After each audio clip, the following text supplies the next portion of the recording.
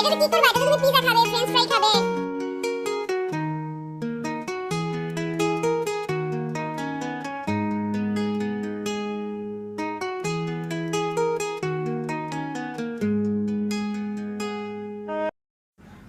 মেয়েদের ত্যাগগুলো অনেক সময় চোখে পড়ে না, কিন্তু জীবনের প্রতিটা স্তরে তার নিঃশব্দে ছড়িয়ে থাকে। তারা নিজের ইচ্ছা, স্বপ্ন, আরাম সব কিছু একটু একটু করে ছাড় দেয় শুধু প্রিয় মানুষদের ভালো রাখার জন্য। কখনো বাবার বাড়ির স্বপ্ন ছেড়ে নতুন সংসারে মানিয়ে নেওয়া, কখনো নিজের পছন্দ অপছন্দ ভুলে সবার খেয়াল রাখা। এই ত্যাগগুলো খুব সাধারণ মনে হলেও আসলে এর গভীরতা কিন্তু অনেক বেশি। মেয়েদের ত্যাগ কিন্তু কোনো দুর্বলতা নয়, এটা তাদের শক্তি। আসসালামু আলাইকুম এভরিওয়ান, রূপালীর দিন রাতের পক্ষ থেকে আমি রূপা আপনাদের সবাইকে স্বাগতম জানাচ্ছি আমার নতুন আরেকটি ব্লগ দেখার জন্য। আমার বারান্দায় যে বেলি গাছটা আছে সেটাতে কিন্তু অনেক বেশি ফুল ফুটছে, আর ফুলগুলো ফুটে কিছুক্ষণ পরেই কিন্তু ঝরে যায়।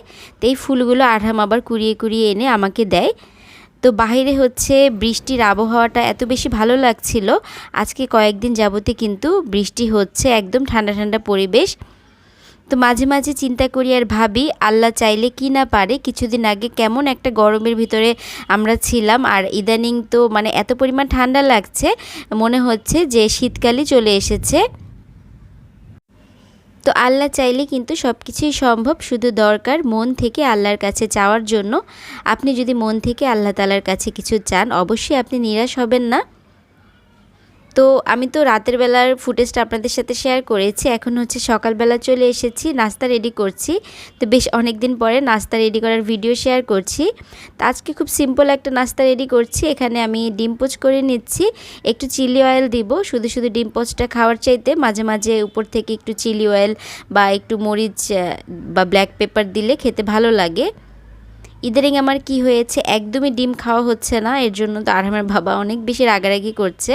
মানে ডিম খাওয়ার কথা আমার মনেই থাকে না, প্রায় মনে হয় 15-20 দিন হয়ে যায় আমি একটা ডিম খাই না। বাসায় কিন্তু এমন না যে ডিম থাকে না, ডিম তো সবসময়ই থাকে, কিন্তু কেন যেন আমার খাওয়া হয় না বা খেতে ইচ্ছে করে না। তো আরহামের বাবা এই পিনাট বাটারটা নিয়ে এসেছে রুচির।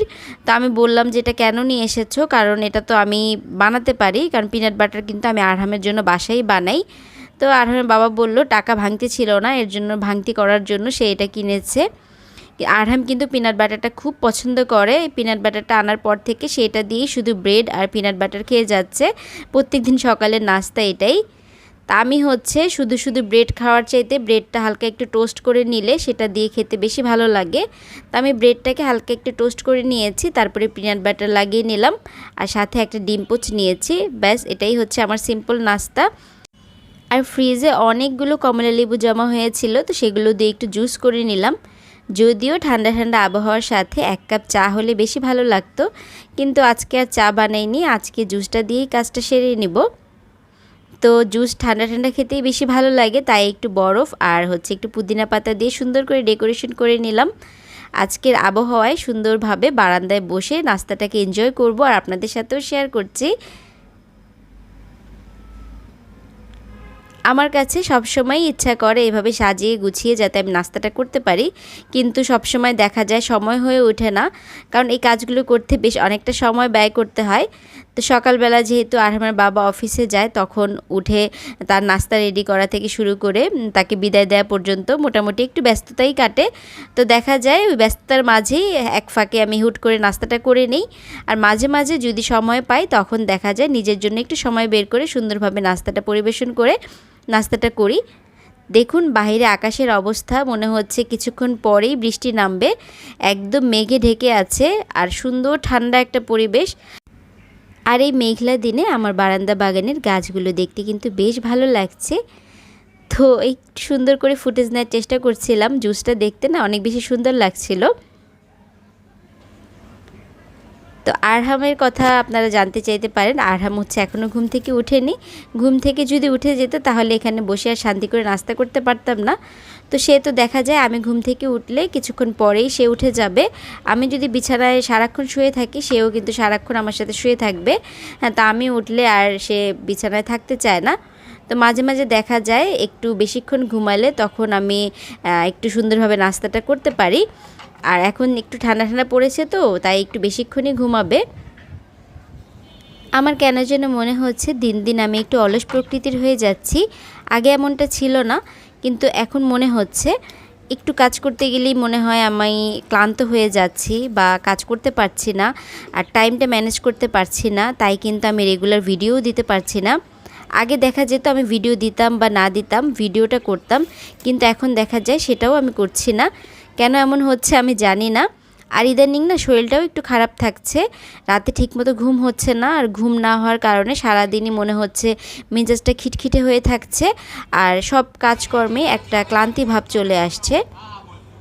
এটা কেন হচ্ছে আসলে জানি না। আর মনে হচ্ছে কি আমি একটু কোনো বিষয় নিয়ে একটু বেশি চিন্তা ভাবনা করছি। মাঝে মাঝে এমন হয় কিছু একটা নিয়ে চিন্তা করছি, কিন্তু বুঝতে পারি না আসলে কি নিয়ে আমি চিন্তা করছি বা মাথায় কি টেনশন কাজ করছে। এরকম যখন হয় তখন না আমার কোনো কাজকর্ম করতেই ভালো লাগে না। কিছুদিন আগে আমি চিলি চিকেন রান্না করেছিলাম, তো সেটারই ভিডিও ফুটেজ একটু শেয়ার করছি। এই চিলি চিকেনটা আমি আগে কখনো ট্রাই করিনি, আজকেই ফার্স্ট টাইম করছি। তো এখানে আমি চিকেনের ব্রেস্ট পিসকে ছোট ছোট করে কেটে নিয়েছি। তারপরে একটু ডিম, কর্নফ্লাওয়ার, একটু হালকা গোলমরিচের গুঁড়া, লবণ আর সয়া সস দিয়ে মেখে রেখেছিলাম। এখন তেলে আমি ভেজে নিচ্ছি। এই চিলি চিকেনের রেসিপিটা না এত সহজ, মানে বেশি হলে 10 থেকে 15 মিনিট লাগবে সব কিছু রেডি করা থাকলে, একদম ঝটপট হয়ে যায়। আর সাথে একটু ফ্রাইড রাইস করে নিলেই কিন্তু সুন্দর একটা ডিনার বা লাঞ্চ আইটেম হয়ে যায়, বা কোনো গেস্টকেও আপনি কিন্তু এটা সার্ভ করতে পারেন, বা যাদের বাচ্চারা স্কুলে যায়, হাজব্যান্ডদের অফিসে খাবার দিতে হয়, তারাও কিন্তু চাইলে এই ধরনের খাবারগুলো করে দিতে পারেন, খুব পছন্দ করবে। তা আমি হচ্ছে চিকেনটাকে যখন ভাজা হয়ে গিয়েছে তখন একটু বড় বড় করে পেঁয়াজ, ক্যাপসিকাম আর কয়েকটা কাঁচামরিচ কেটে দিয়েছি। তারপরে চিকেন স্টক করা ছিল আমার, মানে চিকেন সিদ্ধ করেছিলাম, সেই পানিটা রেখে দিয়েছিলাম, সেই পানিটা দিয়ে দিয়েছি। নর্মাল পানি দিলেও সমস্যা নেই। তারপরে আমি এখানে হচ্ছে একটু সয়া সস, একটু গোলমরিচের গুঁড়া, সামান্য পরিমাণে একটু লবণ আর হচ্ছে কর্নফ্লাওয়ার গুলানো পানি দিয়ে দিব। ব্যাস, তারপরে যখন ফুটে হালকা একটু ঘন হয়ে যাবে চিলি চিকেনটা কিন্তু রেডি হয়ে যাবে। তো চিকেনটা না অনেক বেশি মজা হয়েছিল খেতে, আর আমার বাবার এই চিলি চিকেনটা অনেক বেশি পছন্দ। সে হচ্ছে ফ্রাইড রাইসের সাথে সবসময় এই চিলি চিকেনটা অর্ডার করবেই যদি কোথাও খেতে যায় বাইরে। আমাদের অ্যানিভার্সারি উপলক্ষে আর আমার বাবা হুট করে আমার জন্য একটা সারপ্রাইজ গিফট নিয়ে আসলো। আসলে এরকম গিফট পাবো আমি এটা কল্পনাও করিনি। অনেক দিন যাবত এটা কিনতে চাচ্ছিলাম, কিন্তু মানে কিনবো করেও কেনা হচ্ছিল না। তার আমার বাবা না জানিয়ে হুট করে দেখলাম ছুটির দিন বাসায় আছে, বাইরে গিয়েছে আর হাতে করে এই বক্সটা নিয়ে এসেছে। হয়তো বা অনেকেই দেখে বুঝে ফেলেছেন এটার ভিতরে কি আছে। আর আমার বাবা কিন্তু আমাদের বাসার জন্য একটা এয়ার ফ্রায়ার কিনেছে। তো TQIU এই ব্র্যান্ডের এয়ার ফ্রায়ারটা কিন্তু ফেসবুকে অনেক বেশি ফেমাস, মোটামুটি সব ইনফ্লুয়েন্সাররাই ব্যবহার করছে। এখন সার্ভিস কেমন পাওয়া যাবে জানি না, আমাদের বাজেটটা একটু কম ছিল, তা না হলে আমি ফিলিপসের এয়ার ফ্রায়ারটাই কিনতে চেয়েছিলাম। তো আরহামের বাবা বলল দেখা যাক, এটা তো সবাই রিভিউ ভালো দিচ্ছে, আর আরহামের বাবার পরিচিত দোকান ছিল, তো সেখান থেকেই এনেছে। তো ওনারাও বলছে যে এটা সার্ভিস ভালো দিচ্ছে আর সবার রিভিউ ভালো, আপনি এটা নিতে পারেন। তো যেহেতু আমাদের বাজেটের মধ্যে ছিল, তো এর জন্য আরহামের বাবা কিন্তু এটাই নিয়ে এসেছে। তো আগেই আমরা পরামর্শ করেছিলাম যে আমরা যদি মানে এয়ার ফ্রায়ার কিনি তাহলে কোন ব্র্যান্ডের কিনবো। তো দুজনেই অনেক কনফিউশনে ছিলাম। পরবর্তীতে সে আমাকে বলল তোমার চিন্তা করা লাগবে না, দেখা যাবে কি করব। তো সে দেখলাম যে বাইরে গিয়ে এটা নিয়ে এসেছে। তা আমি তো মোটামুটি একটু অবাকই হয়ে গিয়েছি। তো এখন হচ্ছে এটার হচ্ছে আনবক্সিং করা চলছে। তা আরহাম তো ভিতরে কি আছে সেটার প্রতি তার কোনো আগ্রহ নেই, সে হচ্ছে এই কার্টুনটা নিয়ে খেলা করবে সেই চিন্তাতেই আছে। এর জন্য হচ্ছে তাড়াহুড়ো করে সব কিছু বের করছে। এটা হচ্ছে TQA ব্র্যান্ডের হচ্ছে নতুন যে ভার্সনটা আছে সেইটা 6.5 লিটারের, মানে একদম বড় সাইজেরটা। তো আমার বাবাকে বলছিলাম ভালোই হয়েছে বড় সাইজটা নিয়ে এসেছো। এখন জানি না এটা কেমন সার্ভিস দিবে। আমার বাসায় কিন্তু সব ইলেকট্রনিক ডিভাইস হচ্ছে মিয়াকোর, তো মিয়াকোরটাও কিনতে চেয়েছিলাম একবার, কিন্তু মিয়াকোর কোনোটাতেই হচ্ছে মানে ডবল, মানে দুই সাইড থেকে হিট দিবে সেরকম নেই। তো এটার যেহেতু দুই পাশ থেকে হিট পাওয়া যাবে, তাই হচ্ছে রান্না বা যে কোনো জিনিসই খুব তাড়াতাড়ি কুক হবে, এর জন্যই হচ্ছে এটা নেয়া। আর নতুন ভার্সনটা কিন্তু দেখতেও অনেক বেশি সুন্দর। সাদাটা ইচ্ছা ছিল কিন্তু সাদাটা এখন আর নেই, এখন হচ্ছে এটা নতুন এসেছে, তো এটাই নিয়ে এসেছে। তো মোটামুটি কিন্তু আমার কাছে ভালোই লেগেছে, মোটামুটি বলবো না, আমি খুশিই হয়েছি। কারণ ইদানিং কিন্তু সবাই এয়ার ফ্রায়ারটা বেশি মানে কিনছে, কারণ সবাই স্বাস্থ্য সচেতন, সবাই চায় একটু ভালো খাবার খাওয়ার জন্য। তো এটাতে কিন্তু তেল ছাড়া অনেক রকমেরই কিছু করা যাবে। আর যেহেতু এখন কিনেছি, আমি টুকটাক অনেক রকমের রেসিপি শেয়ার করার চেষ্টা করব যে তেল ছাড়া এয়ার ফ্রায়ারে আপনি কি করতে পারবেন। আসলে নিজেও আগে তো ইউজ করিনি, আমি আগে নিজে ব্যবহার করে দেখব, তারপরে আপনাদেরকে রিভিউ জানাবো আসলে জিনিসটা কেমন।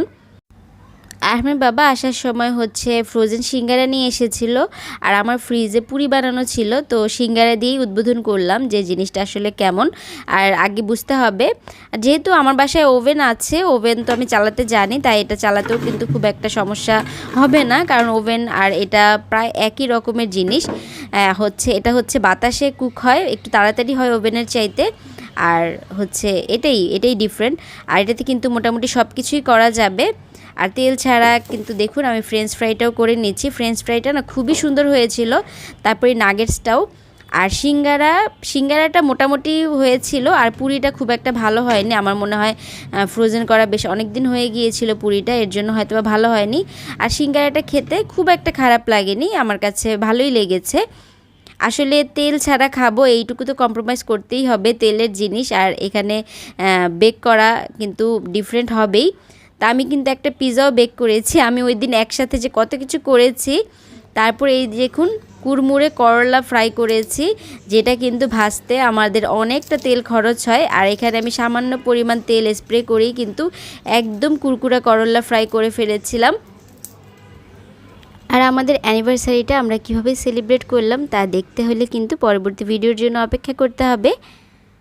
তো আমি কিন্তু আমার রাইস কুকারটা রেখেছিলাম কিছুদিন আগে, এখানে এয়ার ফ্রায়ারটা রেখেছি, এখান থেকে ব্যবহার করতে সুবিধা হবে। আর আজকের ভিডিও থেকে এখান থেকেই বিদায় নিচ্ছি। আল্লাহ হাফিজ, আসসালামু আলাইকুম।